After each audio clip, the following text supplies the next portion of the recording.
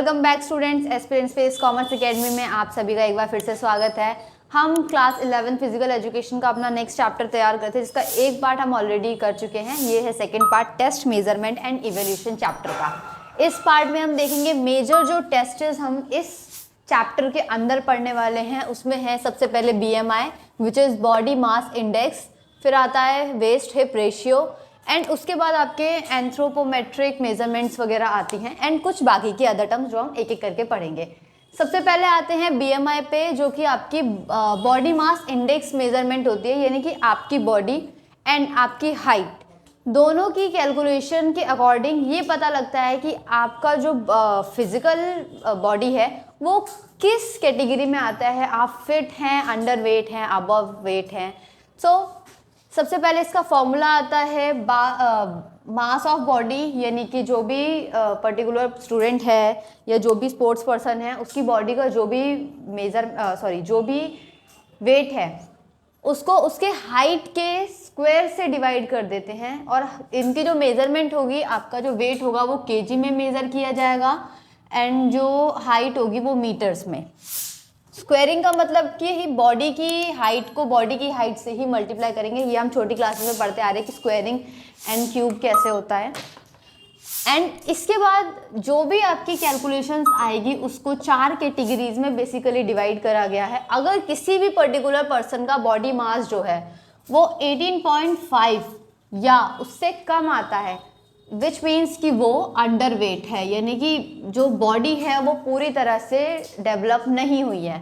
अगर आपका body mass index यानी BMI 18.5 से 24.9 के बीच में आता है, विच मीन्स कि ये नॉर्मल बॉडी मास है, जो कि एक हेल्दी पर्सन का हो सकता है। उसके बाद अगर BMI 25 से लेकर 29.9 तक आ रहा है, इसका मतलब है कि जो बच्चा है या जो स्टूडेंट है वो ओवरवेट है। एंड नेक्स्ट, अगर 29.9 यानी कि से अबव, यानी कि 30 या 30 से अबव आता है बॉडी मास इंडेक्स, इसका मतलब है कि जो भी पर्टिकुलर स्टूडेंट है, बच्चा है, वो ऑब्सेस है, यानी कि वो ओबेसिटी का शिकार है, मोटापे का शिकार है। अब इन चीज़ों को रेक्टिफाई करने की भी जो टर्म्स है वो हम फिजिकल एजुकेशन में ही पढ़ते हैं। अब बाय चांस अगर कोई भी स्टूडेंट या कोई भी ऐसा प्लेयर है जो अंडर वेट कैटेगरी में आता है, तो उसके लिए प्रॉपर एक डाइट चार्ट प्लान किया जाता है, उसका वर्कआउट चेंज किया जाता है, जिसमें बॉडी की जो मसल्स हैं उसे गेन करने का वर्कआउट आता है, और ऐसा फूड बच्चे को दिया जाता है या स्टूडेंट को दिया जाता है जिससे उसकी बॉडी का जो वेट है वो ऑटोमेटिकली उसके वर्कआउट के साथ मैनेज करके गेन कराया जा सके। इसके बाद अगर आप ओवरवेट हैं या ऑब्सेस हैं, यानी कि ओबेसिटी के शिकार है, तो आपकी डाइट में थोड़ा चेंज करा जाता है, जिसमें फैट को कम करके एंड मतलब आपकी डाइट और आपकी एक्सरसाइज दोनों को मैनेज करा जाता है, जिससे धीरे धीरे एक टाइम पीरियड के बाद जो बच्चा है या जो भी प्लेयर है वो अपनी ओबेसिटी को दूर कर सकता है और नॉर्मल बॉडी मास या फिर अपनी ओबेसिटी से कम आ सकता है। इसके बाद आता है आपका वेस्ट हिप रेशियो। इसका फॉर्मूला है वेस्ट का सरकमफेरेंस एंड हिप का सरकमफेरेंस, यानी कि पर्टिकुलर स्टूडेंट या प्लेयर की वेस्ट का सरकमफेरेंस निकाला जाता है, हिप का सरकमफेरेंस निकाला जाता है, और फिर उनका फ्रैक्शन करा जाता है। एंड सरकमफेरेंस हम छोटी क्लास में से ही पढ़ते आ रहे हैं, 2πr होता है। तो आपका जो भी वेस्ट की और हिप की मेजरमेंट आती है उसको हाफ करके, यानी कि उसका रेडियस बना करके, फिर हम ये मेजरमेंट लेते हैं इस फॉर्मूले की हेल्प से। तो इसमें कोई बहुत ज़्यादा कॉम्प्लिकेशंस नहीं होती है, जैसे हम छोटी क्लासेस में मैथ्स में पढ़ते आ रहे हैं 2πr, तो उसी तरह से हमें जो भी सरकमफेरेंस निकालना है वो इसी सिंपल फॉर्मूले से निकाल के और इनको फ्रैक्शन फॉर्म में ला करके सिंप्लीफाई कर देना है बेसिकली। फिर आता है आपका एंथ्रोपोमेट्रिक मेजरमेंट, जिसके अंदर आपकी हाइट की मेजरमेंट होती है, वेट की मेजरमेंट होती है, आर्म की मेजरमेंट होती है, लेग, वेस्ट का सरकमफेरेंस और स्किन फोल्ड टेस्ट वगैरह होते हैं। पिछली वीडियो में हम पढ़ चुके हैं इनके बारे में कि कितनी तरह के स्किन फोल्ड टेस्ट होते हैं और वो कैसे करे जाते हैं। इसके बाद आता है sit and reach test, and फिर आता है 600 मीटर रन और वॉक। ये 2 मेजर ऐसे टेस्ट हैं जो बहुत ही ज़्यादा इस चैप्टर में से इम्पॉर्टेंट पॉइंट में आते हैं। सिट एंड रीच टेस्ट, यानी कि एक बच्चे को एक चेयर पर बिठा दिया जाता है एंड उसके बाद उसे उसी चेयर पे बैठे बैठे अपनी फ्लेक्सिबिलिटी को, मतलब बेसिकली जो सिट एंड रीच टेस्ट होता है ये फ्लेक्सिबिलिटी मेजरमेंट करने के लिए होता है। तो आप उस चेयर पे बैठ करके कितना डाउन जा सकते हैं, आपकी बॉडी आपको कितना फ्लेक्सिबिलिटी देती है या कितना ज़्यादा आपको झुकने को अलाउ करती है। तो बेसिकली हम सिट एंड रीच टेस्ट से फ्लेक्सिबिलिटी ही नापते हैं कि आपकी जो बैकबोन है या जो आपकी स्पाइनल कॉर्ड है वो कितनी ज़्यादा फ्लेक्सिबल है, आप एक जगह पर बैठ करके कितना ज़्यादा अपने आप को स्ट्रेच कर सकते हो। इसके बाद आता है आपका 600 रन और वॉक टेस्ट। ये जो टेस्ट है ये बेसिकली आपकी कार्डियोवास्कुलर जो एंड्योरेंस है, यानी कि आपका जो कार्डियोवास्कुलर सिस्टम है वो कितना ज़्यादा प्रेशर को सहन कर सकता है, कितनी सहन क्षमता है उसकी। तो ये आपकी कार्डियो एंड्योरेंस के लिए यूज़ किया जाता है। बेसिकली क्या होता है, बच्चों को 600 मीटर का एक ट्रैक मार्क किया जाता है जिसके ऊपर आपको रन करना होता है या वॉक करना होता है। वो डिपेंड करता है कि बच्चे किस कैटेगरी में हैं। बहुत छोटे बच्चे होते हैं, जैसे आपके 6, 7, 8 के जनरली बच्चे होते हैं, या वो टीचर अपने आप डिवाइड कर देती है कि किस तरह से उनको वॉकिंग में टेस्ट लेना है या रनिंग में टेस्ट लेना है।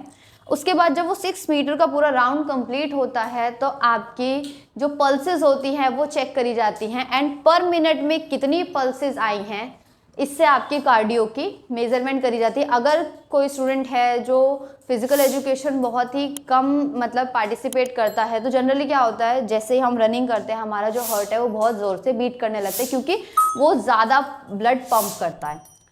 एंड अगर कोई नॉर्मल ऐसा पर्सन है जो फिजिकल एजुकेशन में फुल्ली इंगेज्ड है, कोई स्पोर्ट्स पर्सन है, तो उनके जो हार्ट होता है उसको हैबिट हो जाती है ट्रेनिंग के दौरान कि हमें अपने आप को कम बीट करके ज़्यादा ब्लड पंप करना है। तो बेसिकली इसमें आपके 600 मीटर रन में आप जैसे ही राउंड कंप्लीट करके आते हो, टीचर एक एक करके बच्चों का पल्स टेस्ट लेती है कि 1 मिनट में आपका जो हार्ट है वो कितनी बार बीट कर रही है, आपकी पल्सेस जो है वो कितनी बार बीट कर रही हैं। अब ये जो सारे हमने टेस्ट्स पढ़े हैं अभी तक, ये हमारे फिटनेस कंपोनेंट से रिलेटेड है, यानी कि किसी भी पर्टिकुलर स्टूडेंट या किसी भी पर्टिकुलर बच्चे के अंदर ये सारे कंपोनेंट्स होने ज़रूरी हैं, जिसमें आपका फ्लेक्सिबिलिटी आता है। क्योंकि अगर स्टूडेंट या स्पोर्ट्स प्लेयर की बॉडी के अंदर फ्लेक्सिबिलिटी होती है तो उसको परफॉर्मेंस देने में आसानी होती है। जो टफ मूव्स होते हैं या ऐसे रैपिड एक्शंस लेते हैं, आप जनरली गेम वगैरह में देखते हो कि बहुत ज़्यादा फ्लेक्सिबिलिटी यूज होती है, जैसे कबड्डी कुश्ती होता है, उसमें बॉडी में फ्लेक्सिबिलिटी होनी ज़रूरी होती है। अदरवाइज आप कोई भी स्टेप लेते हुए या कोई भी अपना मूव करते हुए बॉडी में इंजरी हो सकती है। तो दैट्स वाई कि फिजिकल एजुकेशन के अंदर और फिटनेस के लिए भी हमारी बॉडी में फ्लेक्सिबिलिटी होना ज़रूरी है। फिर आता है मस्कुलर एंड्योरेंस, और कि आपकी बॉडी जो है या आपकी मसल्स जो हैं वो एक लॉन्ग टाइम तक कितना वेट उठा सकती है या किस तरह से अपने आप को होल्ड कर सकती है, ये आपकी मस्कुलर एंड्योरेंस में आती है कि मसल्स के अंदर कितनी सहन क्षमता है। चाहे वो रनिंग करने के लिए हो, जो लॉन्ग रनिंग करते हैं लोग, उनकी जो मसल्स होती हैं उनके अंदर एंड्योरेंस का होना बहुत ज़रूरी होता है क्योंकि उनको बहुत लॉन्ग टाइम तक उस मोशन में टिके रहना होता है ग्राउंड पर। उसके बाद आता है मस्कुलर स्ट्रेंथ, यानी कि आप एक पॉइंट पर एक बार में आपकी मसल कितना हैवी लोड ले सकती है, जो जनरली हम वेट लिफ्टिंग में देखते हैं या आपकी कुश्ती वगैरह में देखते हैं। क्योंकि वहाँ पर क्या होता है, कई बार हमें सामने वाले ओपोनेंट को उठाना पड़ता है या कई ऐसे मूव्स होते हैं जिसमें हमें उसको रोकना पड़ता है। तो हमारी मस्कुलर स्ट्रेंथ जो है यहाँ पर बहुत ही इंपॉर्टेंट रोल प्ले करती है। देन आपका कार्डियो रेस्पिरेटरी सिस्टम आता है कि आपका हार्ट जो है वो हैवी वर्कआउट के टाइम पर भी अपने आप को किस तरह मैनेज करता है, और ये ट्रेनिंग टू ट्रेनिंग धीरे धीरे जो प्लेयर होते हैं या जो स्टूडेंट्स होते हैं उनकी बॉडी में डेवलप होती हैं ये चीज़ें। देन बॉडी कॉम्पोजिशन, ये जो हमारे टेस्ट थे, जो एंथ्रोपोमेट्रिक मेजरमेंट्स होती हैं, ये हमारी बॉडी कॉम्पोजिशन को मेज़र करने के लिए ही होती है। यानी कि आपकी बॉडी का जो कॉम्पोजिशन है, इंटरनली आप स्ट्रॉन्ग हो लेकिन जो बाहरी बॉडी का कॉम्पोजिशन है वो भी फिट होना चाहिए। तो ये भी हमारे फिटनेस कंपोनेंट में इम्पॉर्टेंट रोल प्ले करते हैं। ये चैप्टर का लास्ट पॉइंट यही था जो इम्पॉर्टेंट मेजरमेंट्स रह गई थी।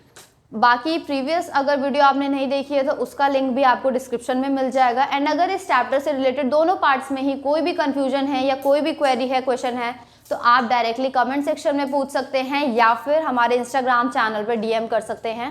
नेक्स्ट वीडियो आपको चैनल पे जल्दी ही मिल जाएगा। तो thank you so much. Video देखिए, शेयर करें, लाइक करें और सब्सक्राइब करें।